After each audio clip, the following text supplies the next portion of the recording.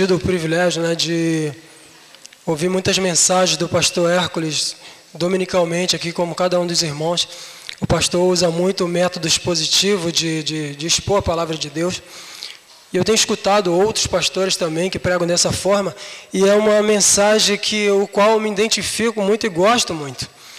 Mas é uma mensagem extremamente difícil, porque isso exige daquele que prega um conhecimento muito vasto, muito grande da palavra de Deus. E eu, humildemente, ainda não tenho esse conhecimento. Mas me propus a falar em Atos capítulo 26, do versículo 9 ao versículo 18, que vai narrar um acontecimento onde o apóstolo Paulo, se encontra diante do rei Agripa, e ele faz um relato da sua conversão, da sua experiência de conversão, e como se deu isso, e de todas as atitudes que ele tomava para com os servos do Senhor. Então, tanto como Atos capítulo 9, que narra propriamente dito a sua conversão. Mas o texto que nós vamos tratar é Atos capítulo 26, do versículo 9 ao versículo 18. Eu não vou ter aqui de maneira nenhuma a pretensão de pregar expositivamente, versículo por versículo, daquilo que nós leremos, mas vou me deter naquilo que o Senhor chamou a minha atenção, que é, na verdade, a conversão e a salvação do apóstolo Paulo, fazendo algumas considerações a respeito de outros textos e de outros personagens da palavra do Senhor. Vamos ler a palavra do nosso Deus. Diz assim a palavra de Deus em Atos capítulo 26, a partir do versículo 9 até o versículo 18. Na verdade, a mim me parecia que muitas coisas devia eu praticar contra o nome de Jesus o Nazareno. E assim procedi em Jerusalém, havendo recebido a autorização dos principais sacerdotes, encerrei muito dos santos nas prisões, e contra estes dava o meu voto quando os matavam. Muitas vezes os castiguei por todas as sinagogas, obrigando-os até a blasfemar. E demasiadamente enfurecido contra eles, mesmo por cidades estranhas os persegui. Com este intuito, parti para Damasco, levando a autorização dos principais sacerdotes e por eles comissionado. Ao meio-dia, ó rei, indo eu caminho afora, vi uma luz do céu mais resplandecente que o sol, que brilhou ao redor de mim e dos que iam comigo. E caindo todos nós por terra, ouvi uma voz que me falava em língua hebraica: Saulo, Saulo, por que me persegues? Dura coisa é recalcitrar contra os aguilhões. Então eu perguntei: quem és tu, Senhor? Ao que o Senhor respondeu: eu sou Jesus, a quem tu persegues. Mas levanta-te e firma-te sobre os teus pés, porque por isto te apareci, para te constituir ministro e testemunha, tanto das coisas em que viste, como daquelas para as quais te aparecerei ainda, livrando-te do povo e dos gentios, para os quais eu te envio, para lhes abrir os olhos e os converteres das trevas para a luz e da potestade de Satanás para Deus, a fim de que recebam eles remissão de pecados e herança entre os que são santificados pela fé em mim. Oremos ao Senhor. Santo e maravilhoso Deus, Pai, na Tua presença nós nos encontramos nessa hora, Deus.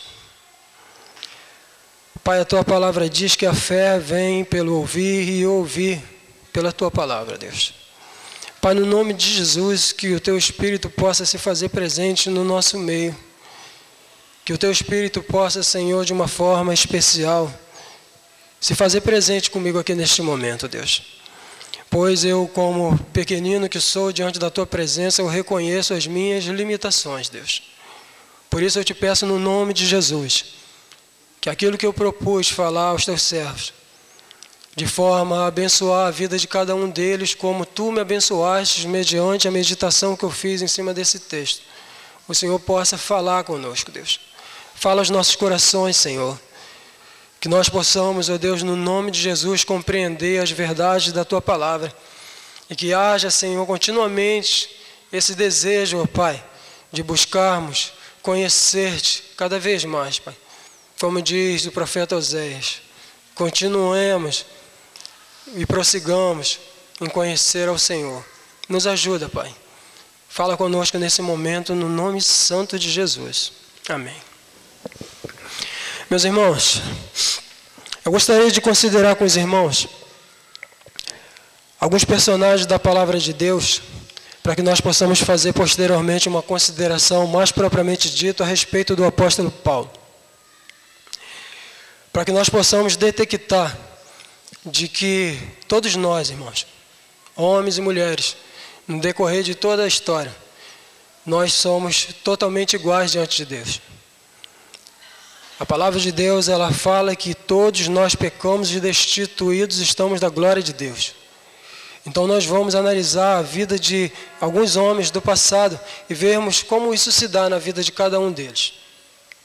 E eu gostaria, meus irmãos, de começar falando a respeito de Adão, que é o nosso pai, materialmente, ou seja, falando o primeiro homem sobre a face da terra, pois é a partir de Adão que todos nós descendemos, de como se deu a queda do homem no jardim do Éden. Isso está lá na queda do homem, Gênesis capítulo 3, que vai narrar esse fato. Quando Adão, por ter talvez uma personalidade fraca, pelo fato de não ter uma firmeza na sua personalidade, mesmo sabendo daquilo que Deus tinha colocado no seu coração, daquilo que tinha falado com ele, de que ele poderia comer de todos os frutos das árvores que estavam no jardim, mas do fruto da árvore do conhecimento do bem e do mal, esse ele não deveria comer. Adão sabia disso, primeiro mesmo do que a própria Eva, que veio posteriormente. Mas o que acontece? Esse homem sendo levado pela sua mulher, ele acaba pecando contra o Senhor, desobedecendo a ordem do Senhor com respeito a não comer dessa fruta. Tal como a mulher foi ludibriada e enganada pela serpente, ela passou essa informação, ou seja, colocou esse fruto diante de Adão, e ele não levou em consideração aquilo que Deus havia falado com ele e acabou comendo do fruto. E nós sabemos o resultado de tudo isso até os dias de hoje. De todas as aflições e problemas e dificuldades da morte e de toda a desgraça e tragédia que acontece em toda a humanidade em decorrência desse erro, dessa falha, do pecado chamado pecado original.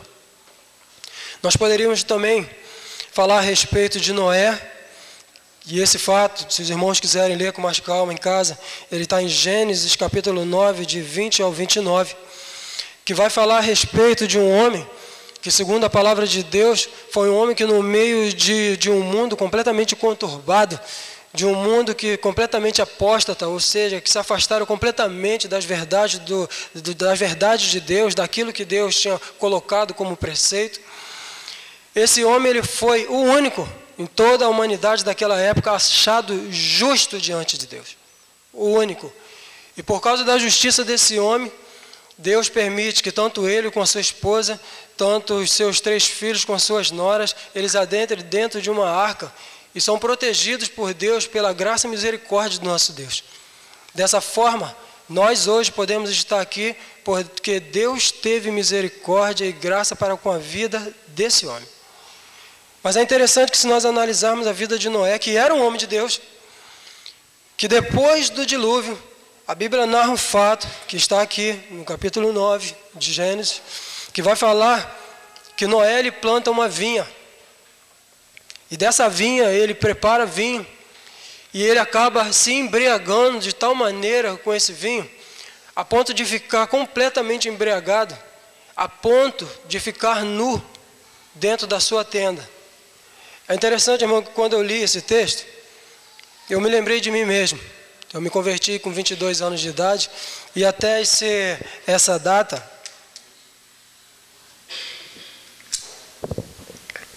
Até essa idade eu bebia. Eu tomava muita cerveja. Vivia nas noitadas com os amigos, saía do serviço, sexta-feira, e bebia muito. E eu passei por um fato, isso tem muitos anos, há muitos anos atrás isso. Eu me lembro que minha mãe, nesse dia, ela estava com visita em casa. Ela estava com a Inayá, que é a irmã do meu ex-padrasto, em casa. E estava com o marido dessa mulher. E esse homem, um senhor de idade já, ele era alcoólatra em tratamento. E eu, nesse dia, eu cheguei completamente embriagado em casa, como nunca aconteceu antes, nem depois disso. Eu passei por uma experiência muito ruim nesse dia, que eu cheguei em casa muito, mas muito bêbado, muito ruim. E eu cheguei em casa e minha mãe estava com visita, e eu fui direto correndo para o banheiro e vomitei tudo que podia, passando mal. Fui dali direto para o quarto, me deitei, tudo rodando, passando mal terrivelmente por causa da embriaguez. E isso foi uma vergonha muito grande para minha mãe. Mas com o agravante do fato de se ter dentro da minha casa uma visita que era um alcoólatra em tratamento. Isso criou uma situação muito chata, muito terrível, do qual eu causei a minha mãe. Fiz com que ela passasse uma vergonha tremenda. E quando eu li esse texto aqui, eu me lembrei disso. Esse texto ele fala que Noé ele se embriagou de tal maneira a ponto de ficar nu dentro da sua tenda. E o seu filho mais novo, Cão, ou Cã, dependendo da tradução, a palavra de Deus ela fala que esse menino ele viu a nudez do seu pai. E isso, para a cultura judaica, era algo terrivelmente ofensivo. Principalmente quando se trata a respeito de um pai, daquele que se deve total respeito. Imagine isso numa cultura há tantos milênios atrás. Então o que acontece? Esse rapaz, ele não contente pelo fato de ter visto a nudez do seu pai, ele vai do lado de fora e conta isso aos seus irmãos, a Sem e Jafé. E os irmãos, com toda aquela situação, eles colocam a capa em suas costas e eles vão andando de costa para seu pai, para não ver a nudez de seu pai, cobre o seu pai, livrando ele daquela vergonha, daquele vexame. Mas a Bíblia fala que depois disso, quando Noé se recuperou daquela bebedeira toda, ele descobriu o que seu filho mais novo tinha feito e ele amaldiçoou seu filho.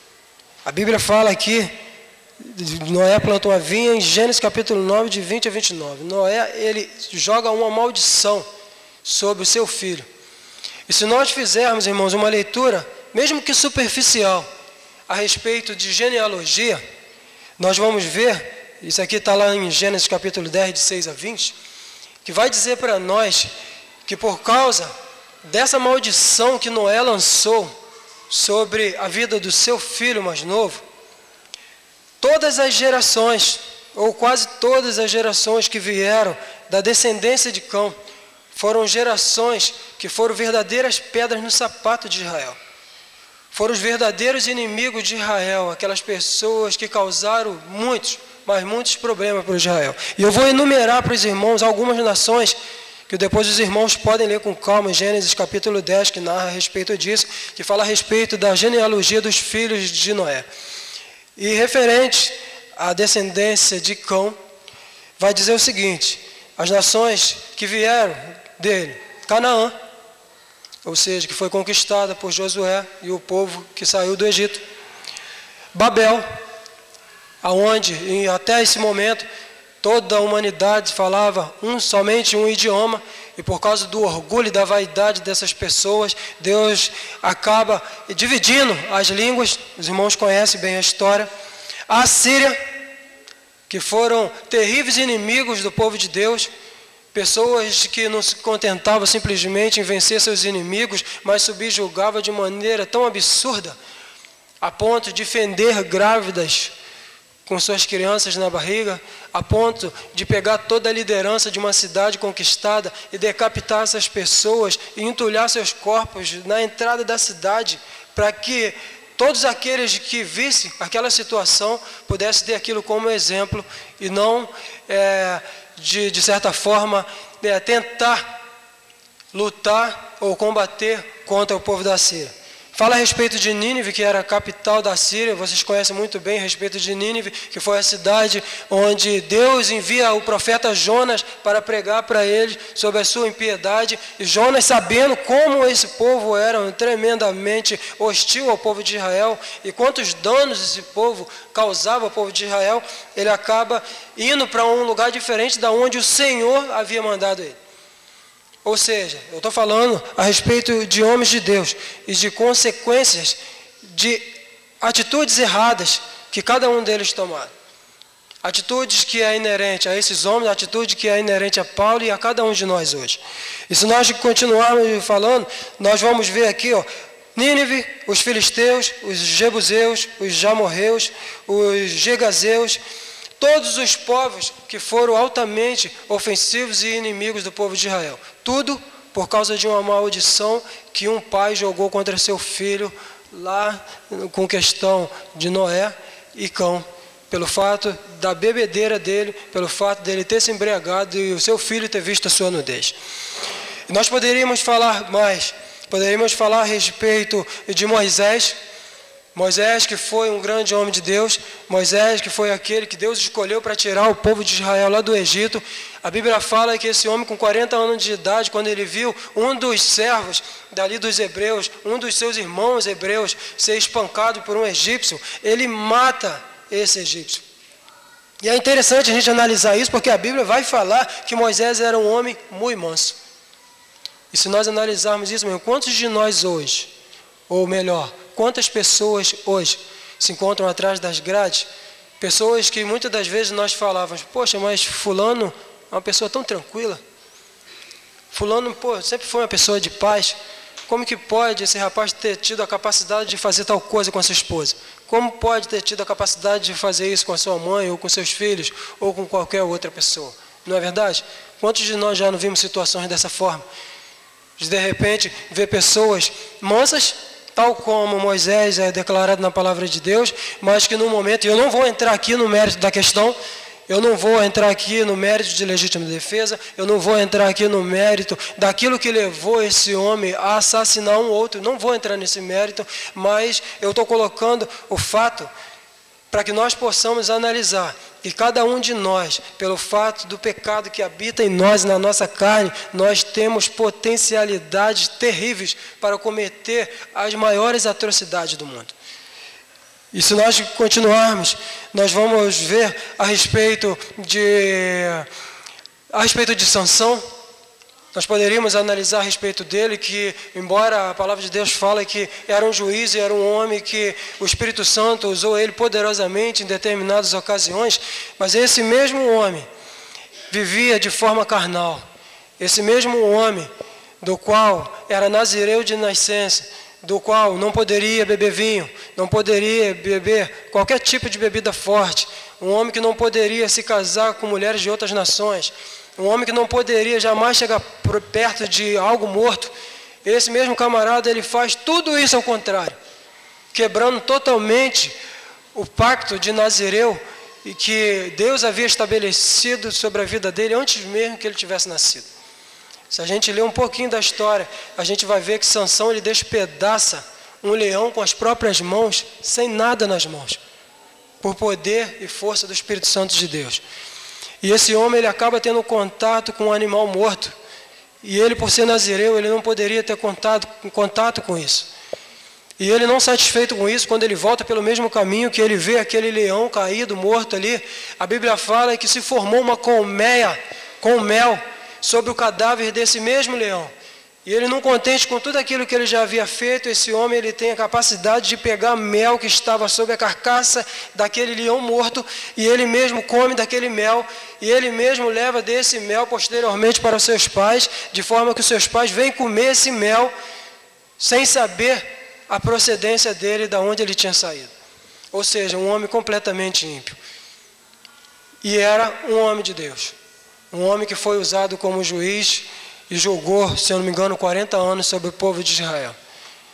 Nós poderíamos falar a respeito de Eliseu, e quando eu li esse texto eu fiquei estarrecido com a história, embora já tenha lido ela algumas vezes, quando Eliseu, ele passa por determinada localidade, onde alguns jovens chegam e chamam ele de calvo. Se nós hoje passássemos por alguém, nós chamaríamos alguém de careca, na nossa versão hoje, na nossa forma de falar. E pelo fato desse homem ter sido chamado de calvo, somente isso. E isso foi o suficiente para que esse homem de Deus chegasse e amaldiçoasse essas crianças, esses jovens, de forma que a Bíblia narra que uma ursa veio da floresta e despedaçou 42 crianças. E nós estamos falando de um homem de Deus.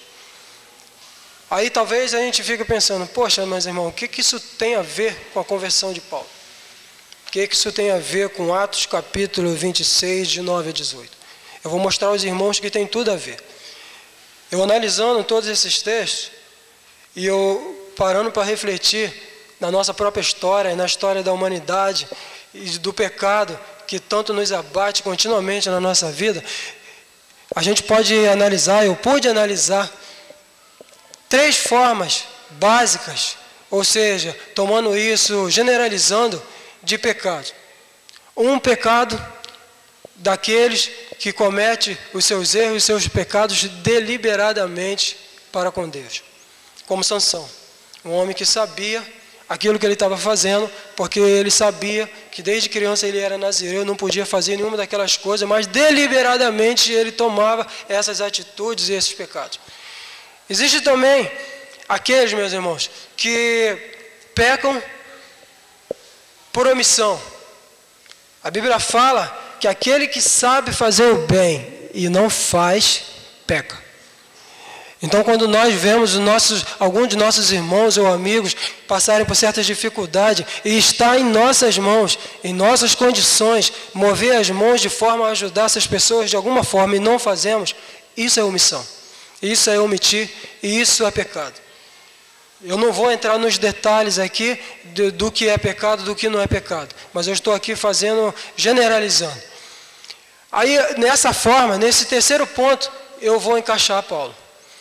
Porque nós podemos também, meus irmãos, pecar por excesso de zelo. É tremendo isso. Quando eu estava analisando isso, eu pensei, gente, mas isso é muito intrigante. Porque nós, como seres humanos, diante de Deus, nós podemos pecar diante de Deus por excesso de zelo. E excesso de zelo, ele leva ao fanatismo.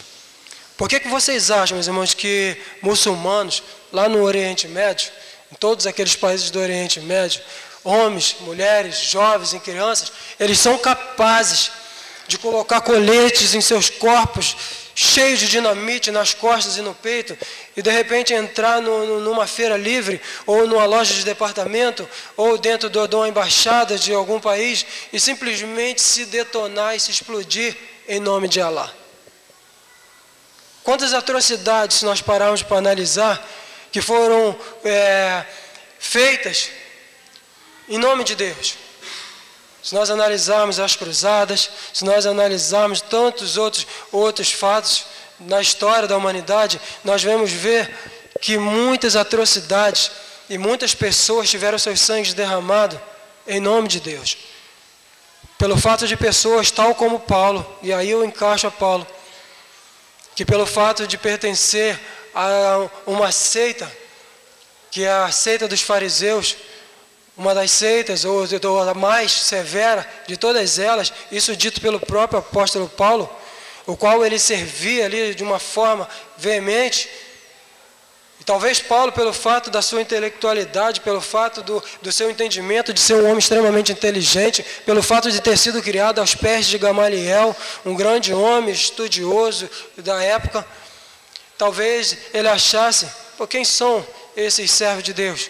Quem são esses do caminho?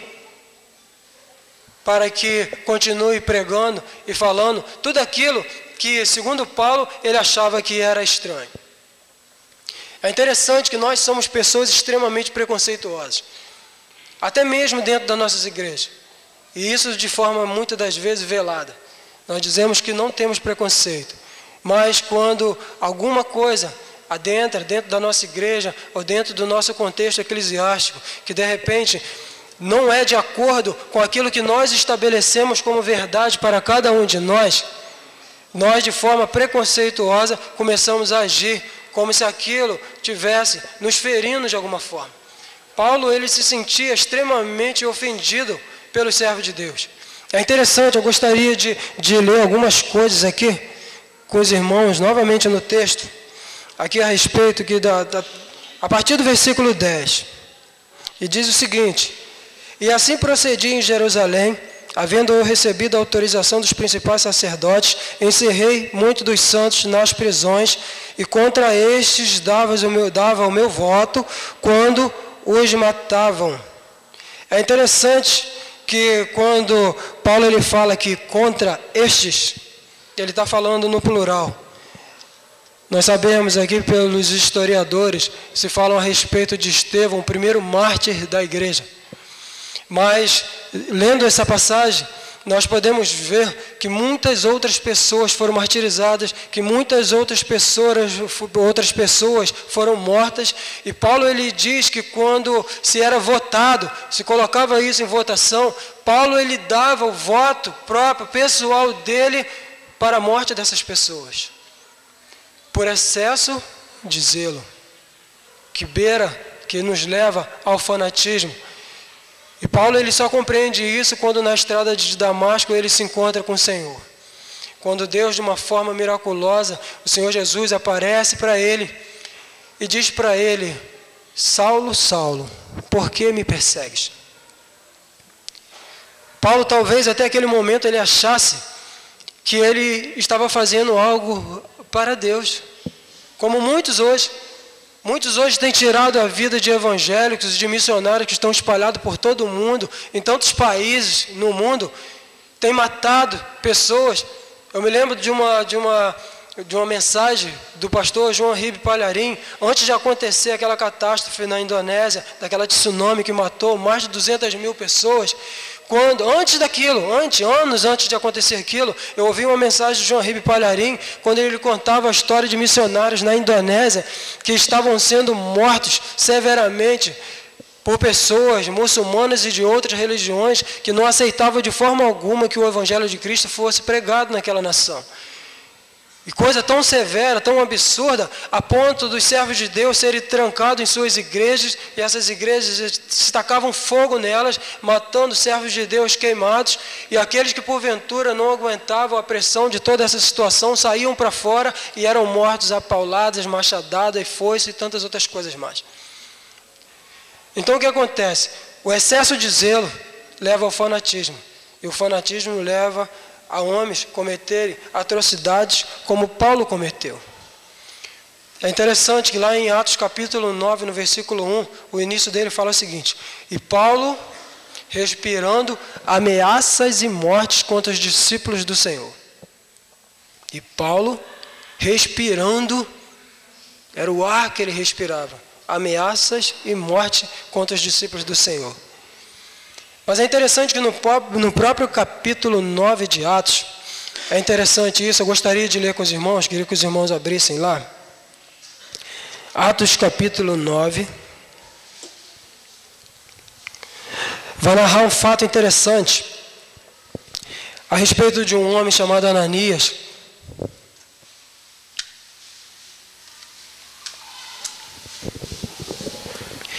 A respeito de um homem chamado Ananias, que segundo a palavra de Deus era um discípulo de Jesus, residente em Damasco. Mas é interessante que não existe nada na história, nem dentro da Bíblia, que fale profundamente quem tenha sido esse Ananias. A Bíblia não vai nos dizer como esse homem se converteu. A Bíblia não fala para nós como que ele chegou ao conhecimento da verdade.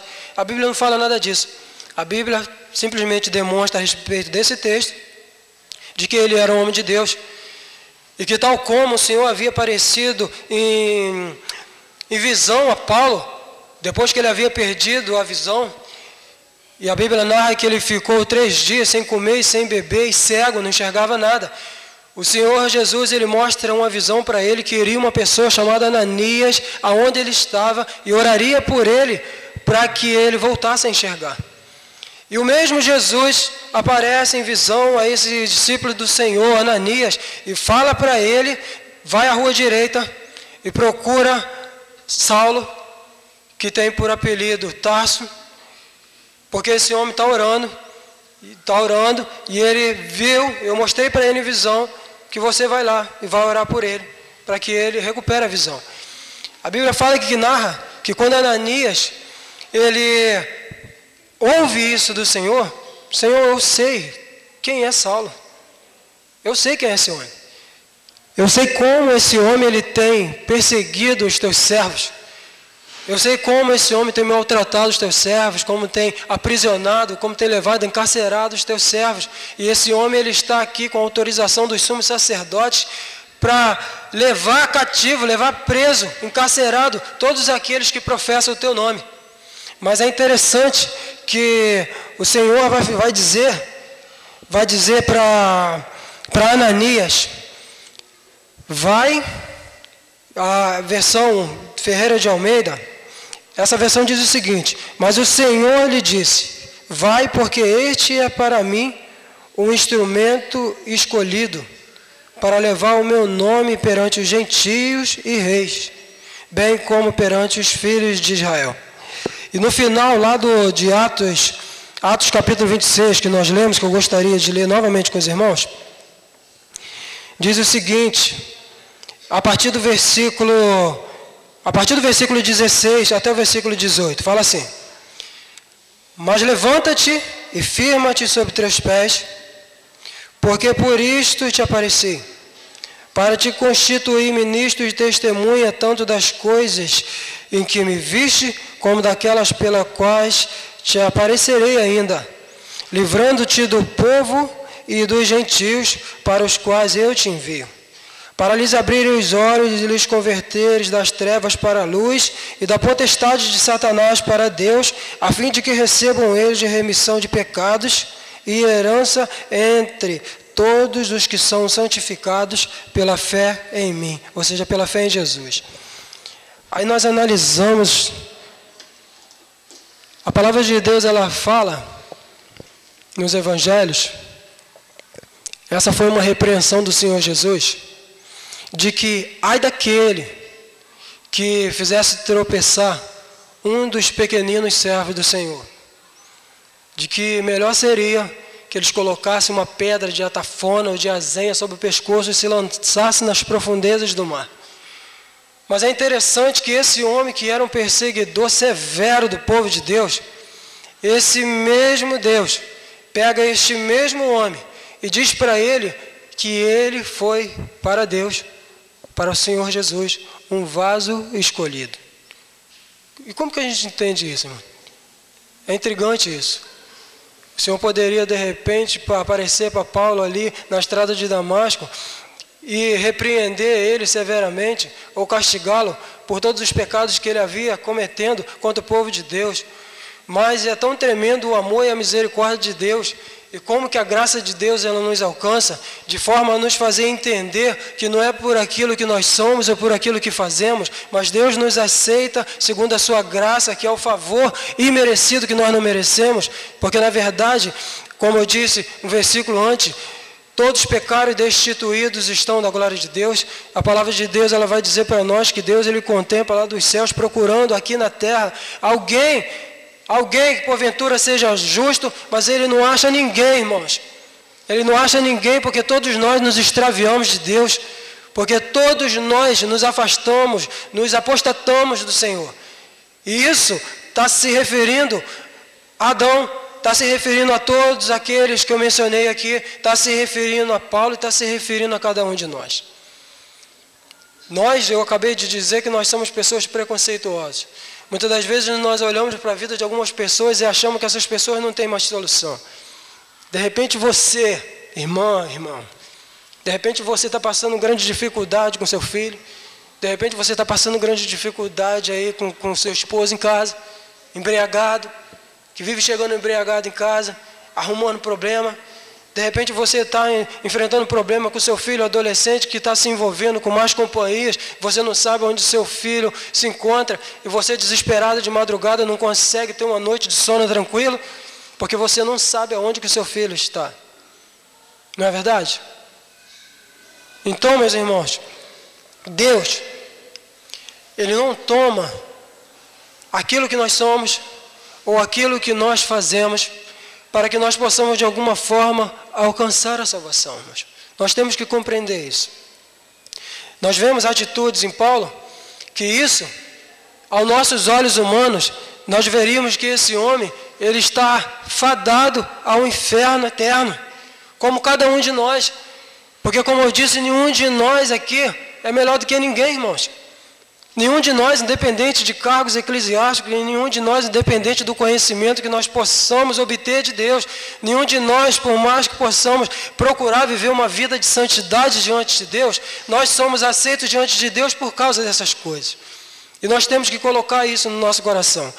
E um exemplo grande disso é o próprio apóstolo Paulo.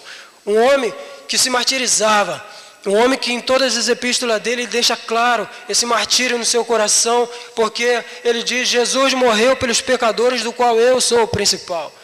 E nós estamos falando do apóstolo Paulo, nós estamos falando de um homem que um terço da palavra de Deus foi escrito por esse homem, aqui um terço aqui do Novo Testamento.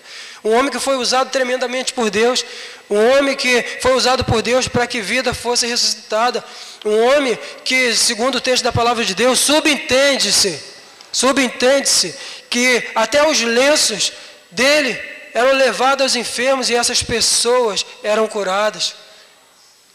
Um homem que teve um poder de persuasão nas suas palavras e que foi usado por Deus para que muitas pessoas chegassem ao conhecimento da verdade. E eu digo mais, cada um de nós que somos gentios, porque o que significa gentios? Gentios são aqueles não judeus.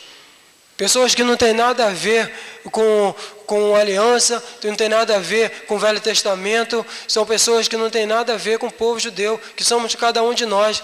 Nós que éramos ali pelo povo judeu, colocado à parte, como escória do mundo. Você lembra do apóstolo Pedro, na casa de Cornélio?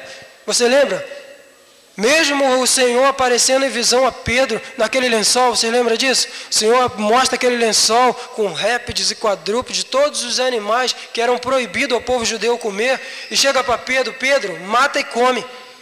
E Pedro fala: Senhor, eu nunca comi isso, desde o meu nascimento, desde criança, entendeu? Eu não posso comer isso. E a palavra de Deus, ele diz para ele: Pedro, não faça tu imundo aquilo que eu santifiquei. Mostrando para ele, ali, com essa passagem, de que nós, gentios, éramos tão importantes quanto o povo judeu. E é interessante que mesmo Pedro, sabendo disso, ele vai na casa de Cornélio e ele tem a capacidade de dizer diante desse homem, diante de todas as pessoas que aquele homem convidou para ouvir a palavra de Pedro: olha, vou te dizer que não é lícito para um judeu estar na casa de um gentio. Não é lícito, mas ele foi em obediência a Deus, porque Deus mostrou para ele que aquelas pessoas eram importantes. E digo mais, o apóstolo Paulo, ele tem uma importância tão tremenda, porque foi através desse homem que Deus colocou o ministério em seus ombros para que a palavra de Deus pudesse chegar a nós hoje. Porque senão, o evangelho do Senhor Jesus teria se restringido somente ao povo judeu. E nós nunca chegaríamos ao conhecimento da verdade. Mas somente o chegamos pela graça e misericórdia de Deus, que aprove usar a vida desse homem pecador, desse homem vil, desse homem que consentiu na morte de Estevão, assistindo de camarote aquele homem ser apedrejado vivo, segurando a roupa e as capas daqueles que o apedrejavam, e como ele mesmo diz aqui, ele dava o seu voto a favor da morte de todos os cristãos que ele perseguia e que eram julgados. Mas aprove ao Senhor pegar a vida deste homem, irmãos, para que nós pudéssemos hoje chegar ao conhecimento da verdade. Talvez você pense como eu disse antes: poxa, não existe solução para mim, não existe solução para o meu esposo, não existe solução para o meu filho, não existe solução para minha esposa ou para o meu familiar, porque essa pessoa já rompeu todos os limites possíveis e impossíveis e ela não tem mais solução. Mas eu digo para você que isso é um engano, meus irmãos. Isso é um engano, Porque se Deus ele foi capaz de mudar a vida desse homem, foi capaz de mudar a vida, a alma, o coração, e transformou esse homem de alguém que perseguia o povo de Deus, transformou ele em perseguido. Porque esse homem, a partir do momento já em Damasco, pelo fato de professar a fé cristã e de falar e de provar pelo fato do grande conhecimento que ele tinha da lei, de que Jesus Cristo era verdadeiramente o Messias que o povo de Israel, que o povo judeu tinha rejeitado, esse homem passou de perseguidor a perseguido. É interessante da palavra que Deus dá a Ananias, depois que diz que Paulo era para ele um vaso escolhido, que eu o mostrarei quanto que ele deve padecer por causa do meu evangelho. E nós sabemos quanto que esse homem sofreu. Esse homem, alguns textos deles, ele enumera algumas coisas que ele passou terríveis, de quantas vezes ele foi açoitado com vara, açoitado com chicote, e tantas outras coisas, e naufrágio, e frio, fome, nudez, e tantas outras coisas que esse homem passou por amor a Cristo. Um homem que era perseguidor da igreja, mas que passou de perseguidor a perseguido, mas que tudo aquilo que ele sofria, ele não levava mais em conta. Todo o seu conhecimento e toda a pompa que ele tinha, no período que ele era um fariseu, segundo Paulo, ele considerava tudo isso como escória. Ele não fazia mais conta de nada disso, porque ele detectou, irmãos, que não era por causa daquilo que ele fazia, que não era pelo fato dele ser bonzinho, e pelo fato dele fazer coisas boas e santas diante de Deus, de que ele foi dessa forma aceito. Porque segundo ele era um homem zeloso das coisas de Deus. E no coração dele, ele estava fazendo a vontade de Deus quando ele perseguia essas pessoas. Mas só que foi preciso Deus mostrar para ele que na verdade ele estava todo errado. Não existia nada de certo naquilo que ele estava fazendo. Mas a partir do momento que ele abraça a fé em Cristo Jesus, esse homem ele é tocado pelo Espírito Santo de uma forma tão tremenda que Deus começa a mostrar para ele coisas tremendas. Que ele começa a ver que nada que ele fazia, de que nada que ele pudesse pensar, de que ele pudesse agir de bom, de agradável, de perfeito, seria aceitável, o faria aceitável diante de Deus. Não faria, irmãos. Nada faria. Nada faria Paulo e faz nenhum de nós aceitável diante de Deus. Nós temos que colocar isso na nossa mente, no nosso coração, que nós somos salvos pela graça de Deus por meio da fé. É interessante que se a gente analisa essa palavra, nós não somos salvos pela fé. É interessante esse texto, porque esse texto coloca a graça na frente. Esse texto coloca que nós somos salvos pela graça, por meio da fé. Ou seja, a fé está em segundo plano. Nós somos salvos pela graça por meio da fé, e isso não vem de nós mesmos, isso é dom de Deus. Não vem das obras para que nenhum de nós possamos nos gloriar nisso.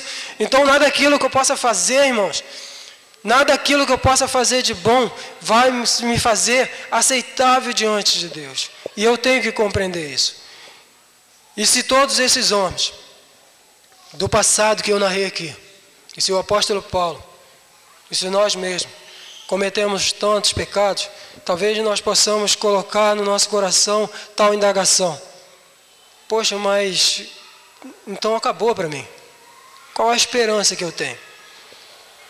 Eu não sei se você, se todos que estão aqui já têm conhecimento da verdade, do Evangelho. Eu não sei se todos aqui já tiveram um encontro verdadeiro e profundo com o nosso Senhor Jesus. Eu não sei se tem pessoas aqui que ainda não entenderam verdadeiramente o plano de salvação de Deus para a sua vida. Mas eu quero dizer para você, meu amigo, se você pensa dessa forma, poxa, eu sou muito pecador. Eu tenho muita coisa para mudar na minha vida para que Deus possa me aceitar. Eu quero dizer para você que, de certa forma, você está correto. Deus, ele não vai me aceitar por aquilo que o irmão aqui, José Cláudio, faça de bom.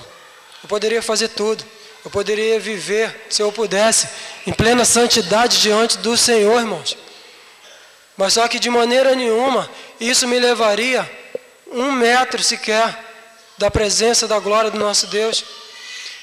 Mas só que eu tenho que colocar no meu coração o seguinte: não simplesmente reconhecer que eu sou pecador, porque eu quero dizer para você que o simples fato de nós reconhecermos que somos falhos e pecadores diante de Deus, isso sem entendermos que existe um substituto para nós, para cumprir tudo aquilo que Deus exige na sua justiça, nós estaremos totalmente perdidos e fadados ao fracasso. Se nós acharmos, poxa, se eu for melhor, se eu melhorar a minha forma de proceder com a minha esposa no meu lar, se eu parar de beber, se eu parar de fumar, se eu parar de dar calote, se eu parar de passar cheque sem fundo, se eu parar de fazer gato na minha casa, ou seja, se eu procurar viver uma vida mais agradável diante do Senhor, talvez o Senhor me aceite. Eu quero dizer para você que você está completamente enganado, porque isso não vai fazer você aceitável diante de Deus. Mas só que eu e você, nós temos que compreender, meus irmãos, que Deus, Ele preparou para nós um substituto perfeito diante de Deus, para que nós pudéssemos ser lavados e remidos por esse Jesus. Esse é Jesus. É o único na face da terra. É o único nome dado debaixo dos céus, pelo qual importa que nós sejamos salvos. Não existe nenhum outro, irmãos. Não existe nenhum outro nome. Então eu tenho que compreender, é mais ou menos dessa forma. Imagine vocês que o irmão José Cláudio aqui, ele tivesse sido condenado à morte. Guilhotina, cadeira elétrica, pense aí na sua mente aí. Entendeu? Cadeira elétrica, qualquer outro tipo de morte, por causa dos erros que o irmão José Cláudio cometeu, pelo fato de ser um pobre e miserável pecador. E eu tivesse ali diante do carrasco, que fosse executar a sentença de morte contra a minha vida, e de repente chegasse alguém, irmãos, de repente chegasse alguém e dissesse: eu sei que esse jovem aí, que este homem aí, o irmão José Cláudio, ele é todo cheio de pecado. Eu sei que ele é falho, eu sei que ele tem cometido erros terríveis na vida, eu sei que ele está completamente longe da presença de Deus e não tem vivido segundo os preceitos que Deus manda corretamente. Mas libera este homem, porque eu vou tomar o lugar dele. Vocês estão entendendo isso, irmãos? Porque é exatamente isso que Jesus ele faz pela tua vida e faz pela minha vida. Jesus ele foi colocado como substituto perfeito diante de Deus, e ele na cruz do Calvário ele pagou um preço tremendo, terrível, por sua vida e pela minha vida. Porque Isaías capítulo 53 vai dizer que o castigo que nos traz a paz estava sobre ele, e sobre as suas pisaduras nós fomos sarados. Nós fomos curados, irmãos. Mas somente em Jesus. Compreende isso? Nós temos que sair daqui entendendo isso nessa noite. Que as nossas atitudes, por melhores que elas possam ser na face dessa terra, por mais que nós tentemos, irmãos, viver em santidade, e eu quero dizer para os irmãos aqui, que viver em santidade, isso é uma obrigação do crente. Nós entendemos que nós não vivemos em santidade para alcançarmos a salvação por causa de uma vida santa, mas nós somos santos porque nós já somos salvos, porque Deus nos salvou, nos lavou e nos remiu pelo seu sangue na cruz do Calvário, tomando sobre si um pecado que não era dele, porque nós sabemos que na verdade Jesus não pecou jamais, ele era perfeito, e como um cordeiro imaculado que ele foi enviado por Deus para morrer por mim e por você naquela cruz, e pagou um preço que não era dele, mas era o nosso. O Senhor Jesus pagou um preço por mim, irmãos. O Senhor Jesus pagou um preço por cada um de nós. E é um absurdo nós acharmos que depois do Senhor Jesus ter feito todo aquele sacrifício na cruz do Calvário, por mim mesmo, eu consigo viver de forma agradável ao Senhor, que me possa fazer de alguma forma aceitável diante de Deus. Porque dessa forma, para quê? Para que o sacrifício de Jesus? A palavra de Deus lá em Efésios vai dizer que Deus nos escolheu, que Deus nos predestinou antes mesmo da fundação do mundo, antes mesmo de nós existirmos, irmão, antes mesmo de todas as coisas existirem na face da terra, Deus separou um povo para si. Ou seja, antes de nós termos, como diz a palavra de Deus a respeito de Jó, de Jacó e de Esaú, de que antes de qualquer um deles ele tivesse feito algum mal ou algum bem, Deus disse que amou a Jacó, mas rejeitou a Esaú. Isso é um mistério tão tremendo e eu não vou entrar no mérito da questão. Isso é um assunto extremamente complicado. Até mesmo por aqueles que têm estudado profundamente a doutrina da graça, a doutrina da eleição. É muito difícil. É um negócio muito complicado nós compreendermos, porque nós temos que compreender que Deus ele é soberano e Ele escolhe a quem Ele quer e Ele rejeita quem Ele quer. A palavra de Deus ela fala que Deus terá misericórdia de quem Ele quiser e Ele vai endurecer o coração de quem Ele quiser. Mas talvez nós, na nossa ignorância, nós possamos dizer, poxa, mas isso é injusto. Mas eu digo para cada um de vocês aquilo que a palavra de Deus nos diz. Quem somos nós, irmãos? Quem somos nós para dizer para Deus? A palavra de Deus ela fala que pode o oleiro, pode por um acaso a massa, ou seja, o barro, ou seja, o vaso que o oleiro criou, dizer para aquele que o fez, por que me fizestes assim? Quem somos nós para dizer para Deus, porque Ele escolheu um e rejeitou outros? Nós podemos ser, irmão, no nome de Jesus, gratos a Deus pela sua graça, pela misericórdia dEle que tem nos alcançado, que independente de sermos vistos pecadores, independente de estarmos outrora, antes de conhecermos essa verdade, caminhando a passos largos para o inferno, irmãos, nós fomos alcançados pela graça de Deus. Nós fomos alcançados pela graça de Deus, que é um favor que nós não merecemos de maneira alguma, porque não existe nada de bom em nós. Aquele que porventura achar na sua loucura, na sua ignorância, que existe algo de aprazível, algo que possa fazer ele bem, como o termo que nós usamos hoje, bem na fita diante do Senhor, meus irmãos, nós estamos fadados ao fracasso e não compreendemos nada ainda do que é graça de Deus. Porque se cada um de nós aqui, irmãos, pudéssemos de alguma forma salvar nossas próprias vidas pelas nossas atitudes, nós estaríamos vivendo segundo a lei. Mas segundo o próprio apóstolo Paulo, ninguém tem condições de cumprir a lei plenamente. E aquele que erra num só ponto da lei, na verdade, ele peca, ele é errado, ele é culpado por todos os pontos. Porque não tem como você diante de Deus que é perfeito, você cumprir a lei de Deus somente parcialmente, irmão. Você simplesmente viver de acordo com aquilo que você acha que tem que viver em alguns aspectos da sua vida. Não é assim. Aqueles que diziam lá no tempo de Paulo que os gentios, como nós, deveríamos observar a lei, eles mesmos eram acusados pelo próprio apóstolo Paulo de não viver conforme o judeu. Nós conhecemos aquele texto quando Paulo chega diante de Pedro e repreende a Pedro na própria face. Pedro, você que é judeu, não vive como judeu e quer forçar aos gentios, ou seja, pessoas que não são judios, a viver como judeu? Vocês estão entendendo isso, irmãos? Nós, irmãos, temos que compreender isso. Nós temos que compreender isso. Nós temos que viver sem santidade, irmãos.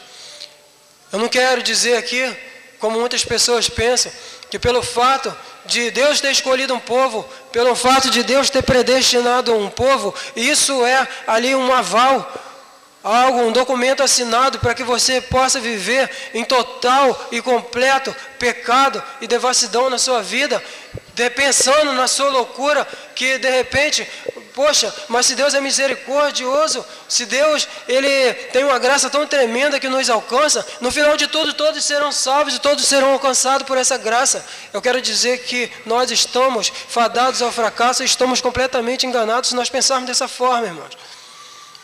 O fato de nós entendermos que Deus ele nos elegeu antes da fundação do mundo, é isso que aumenta mais ainda a nossa responsabilidade de vivermos diante de Deus uma vida santa diante dEle.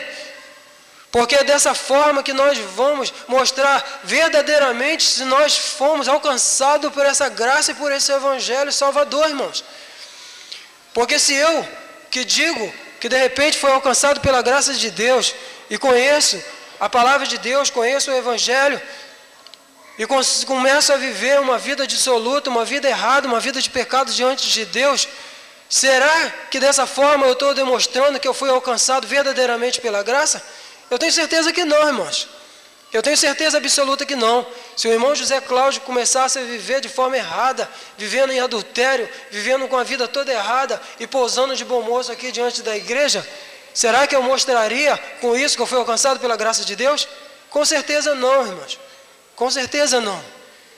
Mas a partir do momento que nós vivemos uma vida de santidade diante de Deus, não para ser salvos, mas procuramos viver isso em gratidão a Deus pelo fato de tudo aquilo, de todas as misericórdias e graça que tem nos alcançado, aí sim nós demonstramos para Deus, demonstramos para nós mesmos e demonstramos para as pessoas que entendemos verdadeiramente aquilo que o Evangelho nos ensina, de que nós somos salvos pela graça de Deus.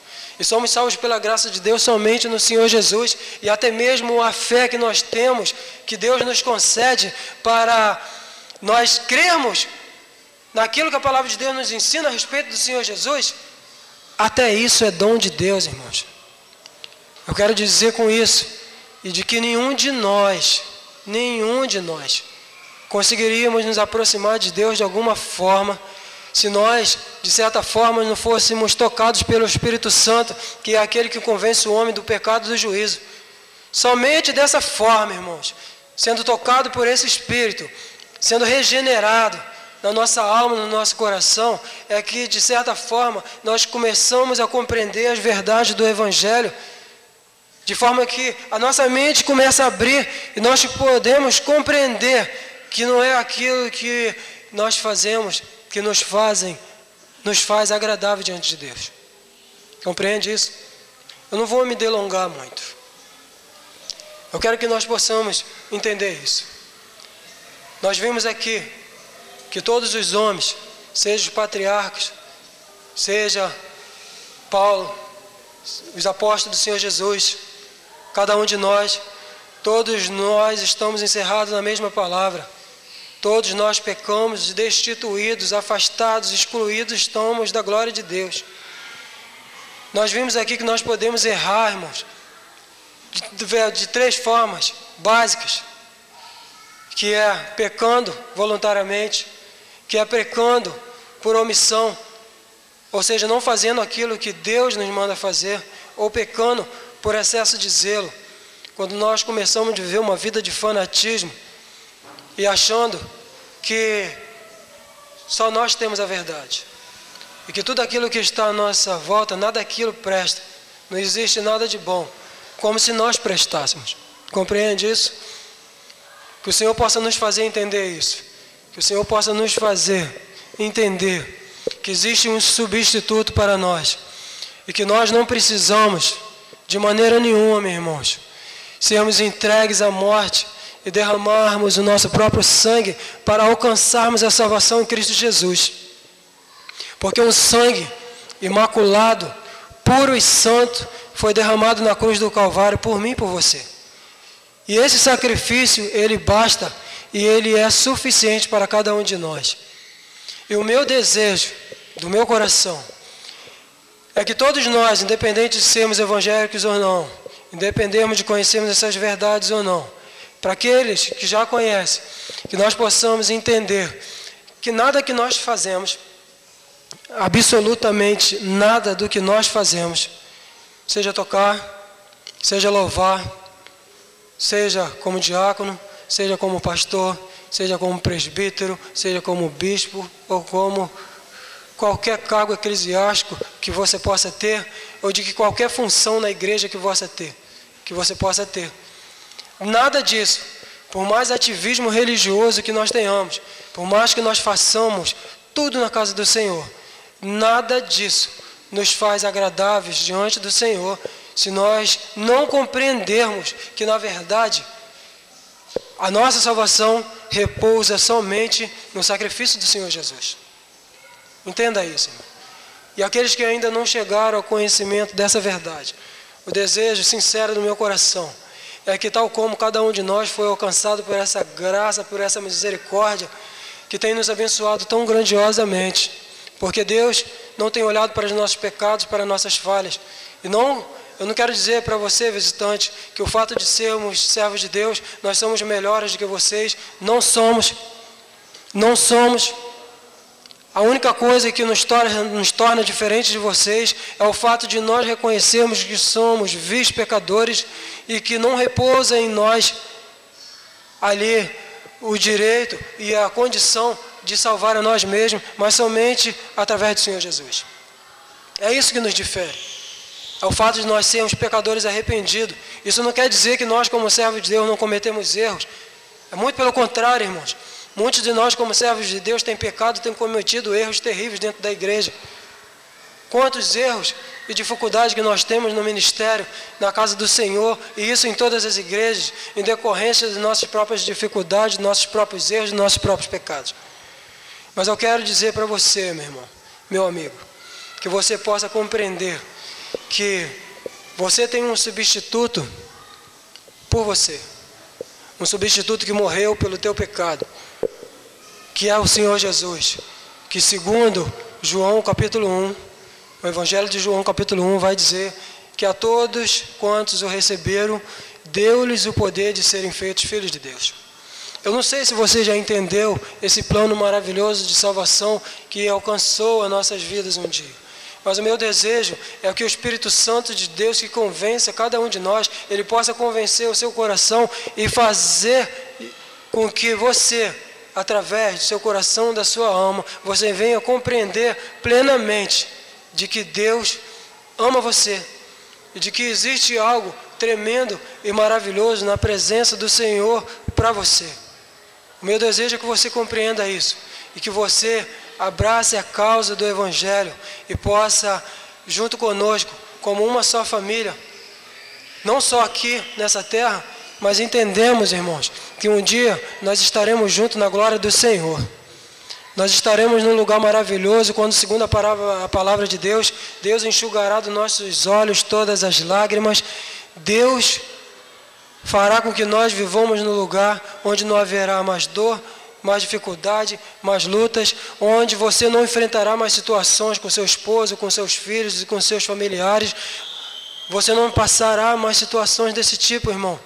Porque, segundo a palavra de Deus, nós temos um lugar garantido no Senhor Jesus. Não segundo aquilo que nós vivemos, não segundo aquilo que nós possamos viver diante do Senhor, mas segundo a graça e a misericórdia de Deus. Que Deus possa abençoar grandiosamente as nossas vidas, irmãos, e nos fazer entender essas verdades. Que Deus possa nos dar uma semana repleta de alegria, de paz, e que Deus possa fazer com que nós venhamos refletir nessas verdades da palavra de Deus, e que nós possamos cada dia mais sermos tocados pela profundidade da palavra de Deus e pela sua misericórdia e pela sua graça. Que Deus nos abençoe grandemente, irmãos. Eu vou orar nesse momento e depois da oração nós estaremos despedidos no nome do Senhor Jesus. Pai maravilhoso, nós te adoramos, Pai. Glorificamos o nome do Senhor. Bendizemos o Senhor porque Tu és o nosso Deus, Pai. Deus, eu venho te pedir no nome de Jesus, que o Senhor, Pai, possa completar nos corações de cada um dos meus irmãos, no coração de cada um dos visitantes, aquilo que de repente por causa das minhas limitações eu não pude, ó Pai, contemplar, eu não pude passar, Senhor, para os Teus servos. No nome de Jesus, a Tua palavra diz que o Teu Espírito Santo convence o homem do pecado, da justiça e do juízo. Eu entendo no profundo do meu coração que a salvação é do Senhor, porque é o Senhor que nos ama, é o Senhor que nos salva, segundo o Teu amor, a Tua graça, a Tua misericórdia. A Tua palavra diz que nós amamos o Senhor porque o Senhor nos amou primeiro. E nós temos que compreender isso, que todas as vezes que nós nos dispomos a estar diante da Tua presença, Deus, e a aprendermos um pouco mais sobre a Tua palavra, na verdade, é a atuação do Teu Espírito que de uma forma miraculosa trabalhou nos nossos corações e fez com que cada um de nós pudéssemos nos achar atraídos pelo Senhor e pela Tua palavra. Abençoa a vida de cada um dos meus irmãos, ó Deus. Visita cada um, Pai. Visita aqueles que não puderam estar presentes no dia de hoje, nessa noite, para cultuarmos ao nome do Senhor nesse dia, que Tu possa contemplar a vida de cada um dos Teus servos, Deus. Visita todos aqueles que porventura estiverem passando por problema de enfermidade. O Senhor conhece a cada um dos Teus servos por nome, individualmente a cada um deles. E o Senhor possa, no nome de Jesus, aí de encontro a cada uma dessas pessoas nas suas dificuldades, nas suas tribulações, ó Deus. Não permita no nome de Jesus que nenhum de nós venhamos nos desanimar da caminhada diante do Senhor. Porque certamente nós encontraremos imposições, nós enfrentaremos grandes dificuldades pelo fato de termos abraçado a causa do Evangelho do Senhor. Mas nós entendemos, ó Pai, no nome de Jesus, aquilo que Tu disseste ao Teu servo Paulo, que a Tua graça nos basta, porque o Teu poder se aperfeiçoa na fraqueza. Nos ajudas a compreender isso, Pai, no nome de Jesus. Abençoa a Tua igreja. É o que eu te peço, Deus, pedindo perdão, Senhor, pelos nossos erros, pelas nossas falhas, pelos nossos pecados, Deus, que nós temos cometido, Deus. Eu te agradeço por tudo, por esse momento, por esse privilégio de poder ter falado algumas coisas a respeito da Tua palavra ao Teu povo. Obrigado no nome de Jesus, é o que nós pedimos e já te agradecemos. Amém, Senhor. Amém.